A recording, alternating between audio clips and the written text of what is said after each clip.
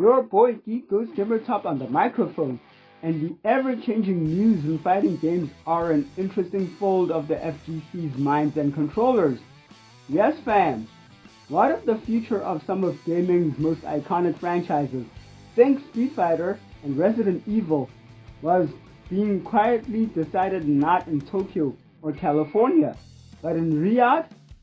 Right now, a financial power play is unfolding that could seriously change the entire industry. It involves two of the greatest rivals in arcade history, a multi-billion-dollar Japanese powerhouse and a Saudi Arabian investment firm that has already shown it's willing to go all the way. This isn't just about stocks and spreadsheets, it's about control, influence, and a strategy that we've seen happen once before. So, ladies and gentlemen, boys and girls, children of all ages, and the future of the FGC, let's break down on what's developing in the FGC. What if the legendary rivalry between Capcom and SNK was about to end not with a new crossover game, but in a corporate boardroom? The same Saudi Arabian firm that now almost completely owns SNK has been quietly buying up millions of shares in Capcom.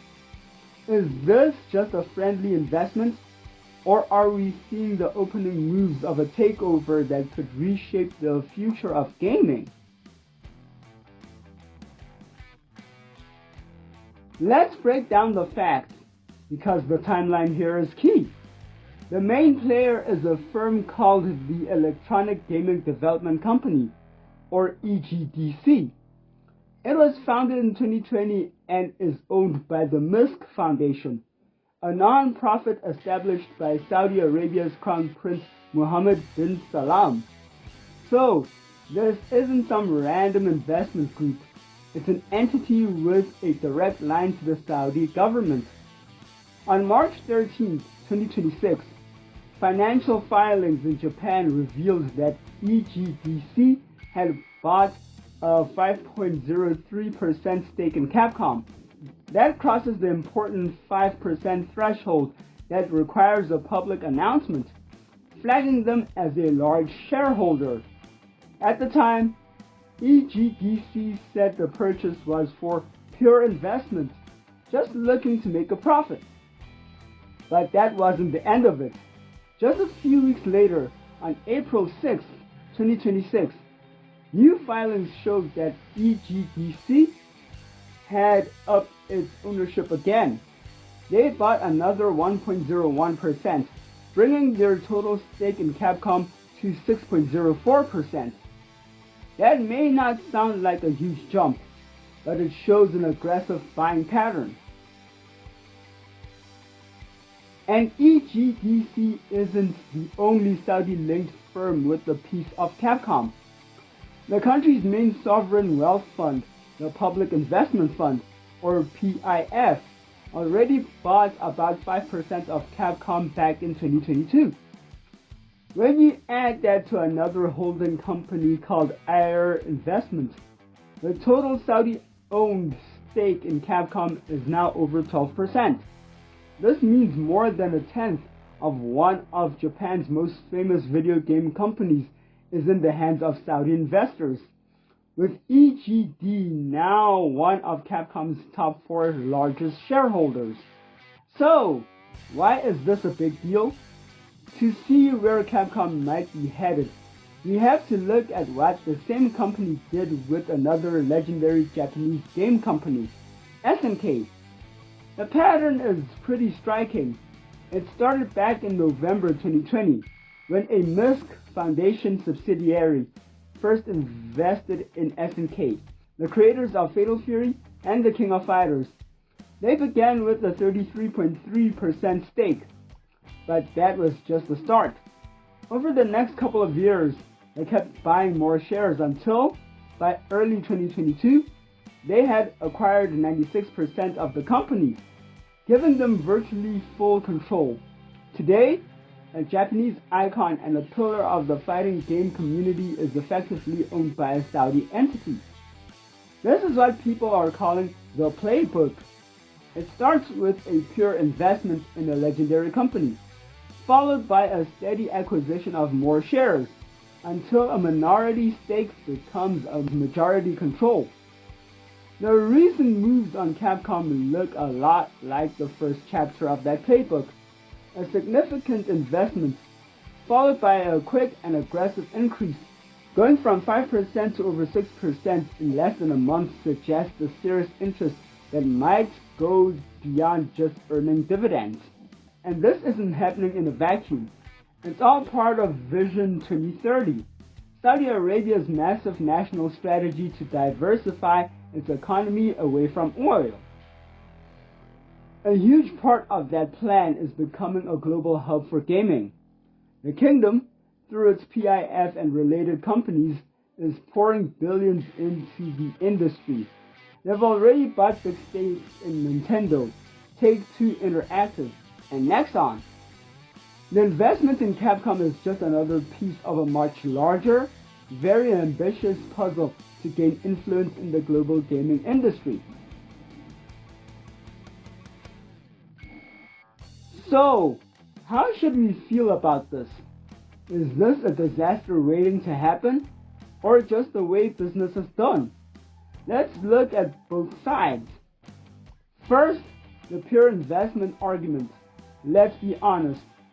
Capcom is one of the most successful and well-run publishers on the planet right now. They have been on an incredible hot streak with massive hits like Resident Evil and Monster Hunter, while Street Fighter 6 is a giant in its genre. The company is an incredibly attractive and stable asset for any investor looking for a solid return. From this angle, EGDC is just being a smart investor. More money could mean bigger budgets for Capcom's amazing games. It's a sign of confidence in Capcom's leadership and creative teams. As long as the stock does well, the investors are happy, and Capcom keeps making great games. The money comes in and awesome games come out. In that scenario, nothing really changes for us players. However, you can't ignore the bad news side, which is rooted in that SNK Playbook. The fear is that 6% becomes 10%, 10% becomes 30%, and one day we wake up to news that Capcom, like SNK before it, has lost its independence. This brings up serious questions about creative freedom. What happens when a company known for its bold and sometimes edgy creative choices is owned by a fund controlled by a government with very strict social ideologies? Saudi Arabia's human rights record, especially regarding women's rights and LGBTQ+ issues, is a major concern for many in the gaming community. Would a fully controlled Capcom be pressured to change its games to fit the cultural views of its owners? Could we see changes to iconic characters or stories in games like Resident Evil? The takeover of SNK has already put control under Saudi leadership. While the company says nothing has changed creatively, it raises questions about its long-term direction. For fans who have loved these companies for decades, the idea of them becoming tools for a nation's economic strategy is unsettling. The fear isn't just about change of ownership, it's about a potential change in soul. This is a complicated situation with no easy answers. On one hand, it's a global finance and strategic investment. On the other, it's about protecting the creative culture of companies that have defined gaming for millions of us. So, I want to know from you, should gamers be worried? Is the slow purchase of Capcom a sign of a coming takeover? Or is this just business as usual in a massive global industry? Let me know your thoughts down in the comments. Are you worried about creative freedom? Or do you think more money is ultimately a good thing for developers? Also, subscribe to Geek Ghost Gamer Top for the latest in the news of fighting games. Right now, we're still in the early stages of the story, with a combined stake of over 12% from Saudi-linked funds. They don't have control over Capcom's board or its decisions. For now, Capcom is still in the driver's seat, continuing its amazing run.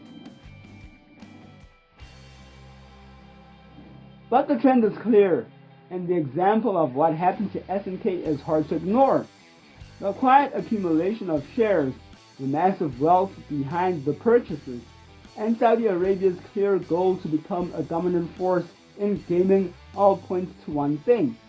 This probably isn't going to stop here. Whether the story ends with Capcom simply having a new quiet investor or with a full corporate takeover is something we'll have to wait and see.